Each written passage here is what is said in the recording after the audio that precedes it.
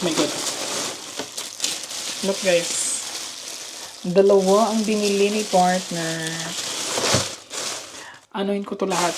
Papaksiwin ko to lahat guys. Gusto ko sana magprito pero late na guys. Late na. Maaga pa naman. Wala pang 3 p.m. Papaksiwin ko na lang to lahat para isahan na, diba? Malinis na to. Yes. Pinalinis na niya doon sa ano guys. Sa may edika. So guys, yan yung itsura ng dorade. Diba parang tilapia lang. Pero yung tilapia sa atin is dark brown ba yun? Or black? Parang gano'n, no? Yun. Lahat na lang guys, iano ko. Etong okra. Kasi okra lang ilalagay ko. Wala din naman akong talong, at saka eggplant, at saka ampalaya. Lahat ng to is lang talaga. Yan. Yun.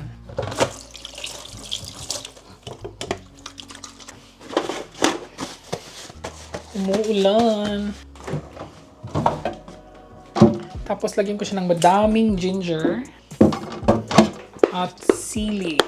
Mga gusto ko, yan.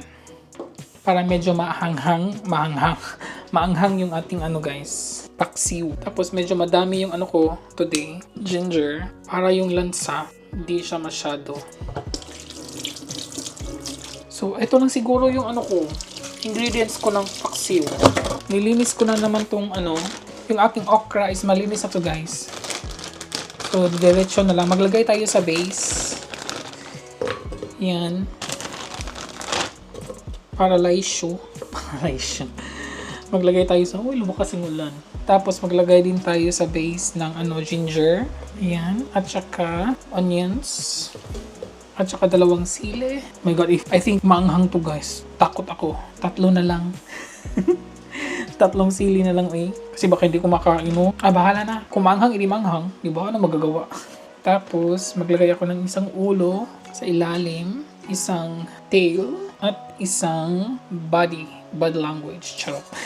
Yun. And another okra.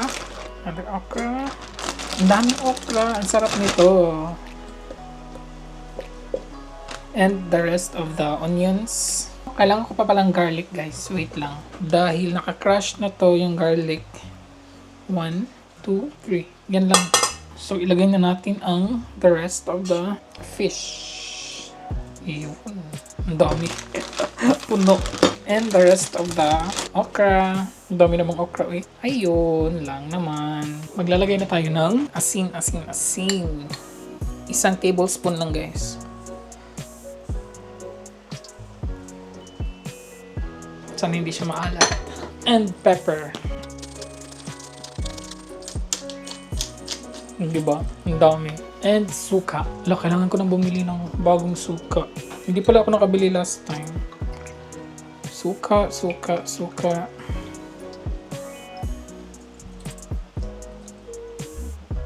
Naubos ko. Oh my God. Tama ba yun? Okay.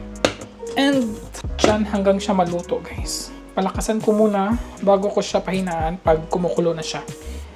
Linis na naman ulit. Wala na akong suka. Ano kayang gagawin ko? Charot. Meron naman kaming suka guys, pero German. Hindi ko yung gusto masyado. Yung gusto ko yung suka talaga sa Pinas. Mas masarap kasi yung suka natin kaysa sa suka nila dito. So, hugas lang ako. And then after na maluto yung ating paksiw, pwede na akong maligo. Guys, malapit na pala tayong mag 2K subscribers. I-share nyo na ating mga vlogs para mag 2K na po tayo soon. Thank you po sa mga nag-shares, sa mga hindi nagsaskips ng ads. Thank you po very much. It means a lot. Thank you po talaga. May mga nagpapa-shoutout Si Aiza Nunes at saka si Rilin. Rinilin something. Taga Aboyog Leyte ata yun. Diba? Hindi ko na matandaan guys kasi, feeling busy si RC. Charot. Feeling busy. Nasa bahay lang naman palagi. Ayun. Sirado ko muna to. Kasi ang baho ng isda guys. Papasok dun sa nandun si partner sa sala. Meron pala ako nito guys. Later magluluto ako ng quinoa. Ito, kung gusto niyo makita kung paano ko niluluto yung quinoa guys, mag-upload ako nito sa shorts video ng YouTube. So doon, makikita niyo kung paano siya niluluto. So sinusoak ko pa siya 2 hours siya guys. Isosoak ng water 2 hours. Yung isang way of cooking of quinoa is kung ayaw mo siyang isoak sa water for 2 hours, pwede naman siya diretso lang siya guys. So 1 cup of quinoa, but then you have to wash them very well, mga 30 seconds sa sa running water, mga 30 seconds siya. Hugasan talaga siyang maigi. Medyo battery kasi yung taste niya pag hindi siya medyo nahugasan or tsaka hindi siya na-soak ng mga matagalang oras. And then yun, after mga 3 minutes na kumukulo na siya, pahinaan. And then yun, pag nag-low down na siya, papahinaan na naman yung apoy for 10 minutes. And then turn it off, mix it again, and then let it sit for 5 minutes. Ganun, or mga 20 minutes. Ganun lang siya guys. Ganun lang siya kasimple. Sa mga gustong malaman kung paano ko prepare yung quinoa, check out sa aking YouTube shorts. Doon po. Thank you. Good evening sa ating lahat. Look naman, this is our mixed quinoa. Yung may black, red, and yung brown or white, something. Pinartner ko sa chicken wings adobo. My God, partner will not eat this. Tapos, meron ako ditong tuyo. Guys, danggit. Nung niluto ko sa labas. And meron tayo ditong salad. You want salad? No? No problem. Bread lang ang sa kanya guys. Kain po, gutom na po ako actually. It's 6 p.m. talaga. Ergebnis: fast ein Viertel aller Kinder und Jugendlichen in Deutschland wurde schon im Netz von Erwachsenen zu einer Verabredung aufgefordert. 14% sollten ein Foto von sich selbst senden. Masarap siya sa adobo. Yung quinoa.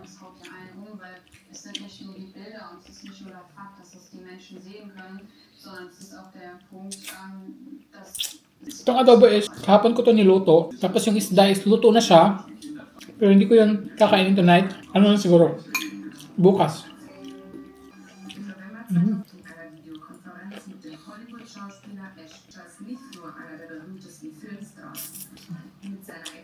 Diba?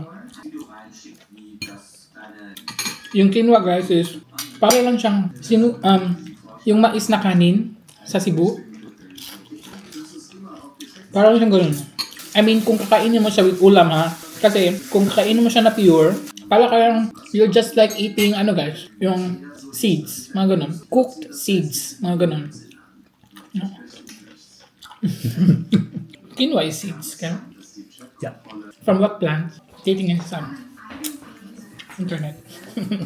Siya kasi ang researcher ko, guys. So, yan pala ang quinoa, guys. Diyan galing sa Southern America. In South America? Yeah. Aha. So, dyan galing yung quinoa. Sa yan? Ito sa flour yan. Yan pala. Pero, partner don't like it. You haven't tried that? Yes. This one. No. Want to try? Yeah. Then you cannot taste the real with it because you ate it with the sauce. Yeah. You taste the adobo. Yung pagkaluto ko ng guys, danggit kahapon. It's very effective. Kulang baho dito. Sa loob. Sa kitchen wala. Right? No, that's okay. But, Yung balik. yeah. Feels like Pinas lang talaga ako dito. Today. Ang init guys. Pero, naman siya, mahangin naman. So, very something like mainit na may malamig. Charot. Yes, papunta ako sa guys. Sa aking destination. It's Monday, diba? So parang quiet lang yung mga daanan ngayon kasi busy sa trabaho. Tapos, mahangin talaga siya. Buti na lang mahangin. I think I decided something na I will try lang naman kung pwede ba siyang walk-in na kasi guys, magpapagupit ako. Yes, magpapagupit si RC today. Hindi naman siya short hair guys. Meron lang akong something na itry kung okay ba siya sa akin. So, parang dinadahan-dahan ko yung pagpapa-short hair ko. Parang ganun. Idadahan-dahan ko guys yung pagpapa-short hair ko. Kaya first step ko is yung style na gusto ko. Itatanong ko muna kung magkano baka mahal, diba? But I think guys, parang mahal siya. Pero wala na akong choice. Nasa Germany tayo eh. So, mahal talaga dito pag mga ganyan.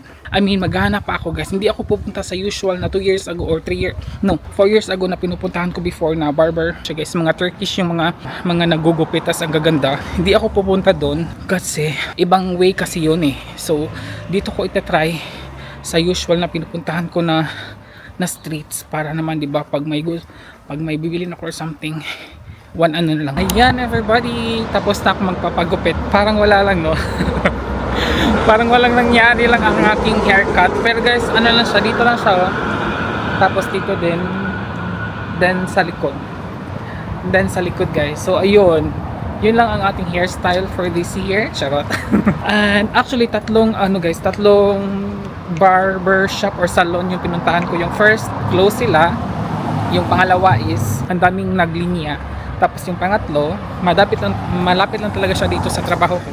Pangatlo, ano siya guys is I am the second one na customer pero dapat ang schedule ko is mamayang hapon pa 3:30 ata yon. Sabi ko hindi ko na siya kayang hintayin. Tapos tinanong niya kung anong style yung gusto ko. So pinakita kasi may picture ako pinakita na ganitong style lang. So very madali lang. So sabi niya sige 30 minutes lang yung ano ko pala yung waiting time ko. So sabi ko sige maghintay na ako 30 minutes. So ayun. Actually guys hindi pa to alam ni partner na nagpapagupit ako. Alam ni partner na gusto ko nang magpagupit very long time ago na. Guys, ikukwenta ko na lang later ha kasi malapit ako sa trabaho ko. Tapos meron lang talaga akong ibibigay kay Christine and then yun lang, tapos aalis na ako agad. So chika na lang tayo later, okay? So ayun guys, pauwi na ako ng bahay. Excited ako kasi si partner nagbe-bake ng cake. And tamang-tama, it's almost 3 PM na guys. Guys, excited na ako sa aking buhok kasi hindi to alam ni partner. So tingnan natin kung anong reaction niya. I'm sure kasi nagtataka yun bakit ako matagal. Kasi ang alam lang niya na bibili lang ako ng card tapos pupunta ako sa workplace ko. Yun lang ang alam niya, hindi niya alam magpapagupit ako. So yun nga, buti na lang pina-insert ako ng hairdresser kasi mabait din naman. Turkish kasi. And guys, ang nabayad ko pala sa haircut na to is ano pa yung ano ko no, ang laki ng ano ko ng ang tawag doon. Nung oo ko, grabe guys. Pwede nang malandingan ng eroplano. My God. So ayun, ang nabayad ko nga pala is 25 euros. Ano na yun? Dala tip na yun guys. Actually 20 euros. Tapos binigay ko nabigay na lang ako ng 5. Kasi mabait naman siya. Takbo! Mabait naman yung kasi yung hairdresser kasi nga pina-insert niya ako, 'di ba? Dapat yung schedule ko is 3:30 pa. So, kaya nabigay na din ako ng 5. Pero hindi lang ako nag-vlog doon kasi yung may dalawang lalaki doon na nag-iintay din tapos ang baho pa. My God, sorry. Pero anyways, talaga mabaho din naman yung lalaki na parang walang ligo. Anyways, nagmamadali akong umuwi kasi gusto ko nang coffee and cake siguro. Ay, maliligo. Ay, later na di ako maliligo guys para mag-coffee lang muna ako. Excited. Well, we will see kung luto na yung cake. Tapos pag hindi pa siya luto, maliligo na lang ako diretso siguro. Dito na ako guys. So, I smell the cake. I smell. Oh, it's already baked. Oh. Schön. Ja. Ist Ja, besser. mal neu. Mal was Ja. Neues. So, you guys. Was? Ja, schön. Ist besser, oder? Sauberer, oder? Modern. Modern. Yeah. So ngayon ko lang siya makitang malapitan guys kasi nabisi ako doon sa nabisi si RC sa tingnan ko lang siya guys here in our bathroom with this. Tingnan ko siya. Okay. Ngayon ko lang siya makitang malapitan Okay. So ayun. Ito talaga gusto ko na guys, nagupit. Alam mga last month at ayun nag-try ako na ganito nahirapan ako, so sabi ko okay, pupunta na ako sa hairdresser para may may saktong siya, 'di ba? May saktong gupit siya. And cake. It's not so früh. It's not so. Hast rausgeholt. Der ist noch zu heiß, glaube ich. So okay. So hintay pa konti guys kasi mainit pa daw. Then that means maligo lang muna ako. Naligo ko kagabi, maligo na naman ako today. So maligo lang ako guys kasi yung mga mga rest hairs from my body. Charot. Meine Haare ist kurzer geworden, gell? Ja. Er hat auch so geschnitten. Inano din niya yung buhok ko, ginaganyan kasi hindi daw pantay. Pinantay niya. Ayun, parang wala lang no. It's like I wasn't from. It's like I did not had my haircut, right? Oh, a long time. Yeah. Nine, when you look at like that, it doesn't show. It doesn't show.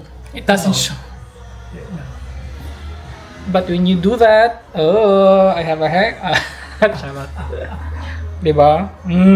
The Vega. Vega? Mega. Yeah, genau. Yeah, where's the coffee? Okay, I will make it. I will make a coffee. Gagawin niya siya ng coffee. Yeah, kaya ganun ang nangyari guys. Biglaan tayong nagpa-gupit today. I mean, plan ko naman talaga tumatagal na. Soon, maybe, I don't know, by the end of this year, parang babalik na talaga tayo sa short hair. Yun. Pero sa ngayon, ini-enjoy ko pa kasi yung fully black hair ko na talaga to lahat. Wala na tayong colored hair. So, this is my original hair. Charutin. Ano naman pake, di ba? May magko-comment. Ano pake namin? Mga ganun. Well, inaano ko lang kasi ini-enjoy ko lang yung black hair ko talaga kasi it's been since 2012 ata ako nagpapakulay ng buhok hanggang 2023, 'di ba? So parang gusto ko yung din naman natural hair growth, charot. Kahit na hindi healthy yung hair natin. Anyways, yun lang guys, napacheck ko lang. Uy, excited na tayo sa ating cherry. Thank you. Yun na, Iba siya last time. No? Iba siya last time, guys. Ano nangyari? Ang bango ng butter. Ito kasi, guys, dito. Butter kasi to. Butter with dough. Ang sarap niya. Pero iba siya this time. Yung last time na binake niya, it's darker. It's maybe because, guys, frozen kasi yung cherry. Yung taste, same pa rin. It's the same. Very delicious, guys. Sarap. Ang sarap. Kaya pala dark yung yung dough. Kasi yung sauce ng cherry, yung juice niya, nilagay niya. Hindi niya ininom.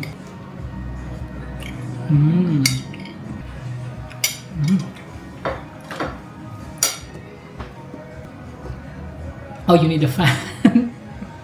No, it's fine. Look, you can. No, it's fine. Okay. I wasn't sure if it's enough for you. No, it's okay. We need an aircon here in Bunsima. Yeah. Alam niyo ba kung magkano yung aircon dito, guys? Meron kaming aircon doon sa sa bedroom namin. Pero you know what? My God! Aircon here in Germany is very expensive and you cannot just install it with your friends. Or for example, guys, if you have you cannot just do that. You have to go to a company, who sell aircons, and then they will be the one to install it because it's not allowed in Germany to just like make a hole in your in your walls, mga ganyan. Hindi talaga siya pwede. I mean, you also need a permit, guys. For example, for this whole building. So you will have to ask your neighbors na magpapa-air kasi because of the noise or what? All people here in the house own the building together. So okay. The walls belong to everybody. So Okay. everybody has to accept. And you did that before we installed our aircon, right? You asked permission with our neighbors. So yun, guys. And do you know how much was it? That was 3,500, right? More than 5,000. 5,000. 5,000 plus. Yes, guys. Isang aircon lang yun, ha? Isang aircon lang yan. 5,000 euros. In the Philippine peso, guys, compute niyo yan, that's like almost 300,000 pesos. 5,000 euros, di ba? For that 300,000 pesos, guys, we can already like make a little business, you know? Though, for example, like if we will have like a small car and then we can something like sell waffle there and then with coffee. So 300,000 pesos, you can also do that. You can, yeah, but here, No. in Germany, that's only for one aircon, guys. And then we planned that also here to install in Wohnzimmer, right? But then it costed like almost 9,000 euros, right?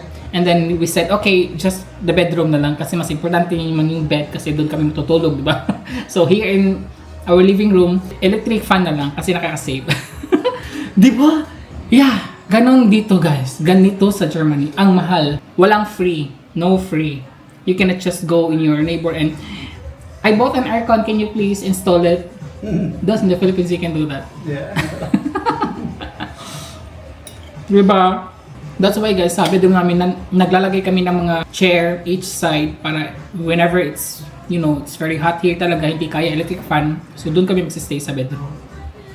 Ganun dito, my God.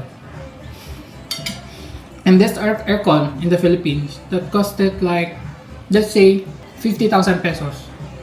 So 1,000 euros. That's life in Germany.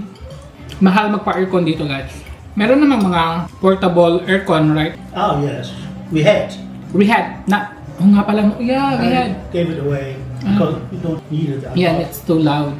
Yes. Meron kami last time, before kami nagpa-install, guys, meron kaming portable aircon. Matagal na siya. Tapos every time na i-turn on namin ang ingay. Kasi because of the, you know, matagal na. Yeah, binigay niya sa kaibigan niya.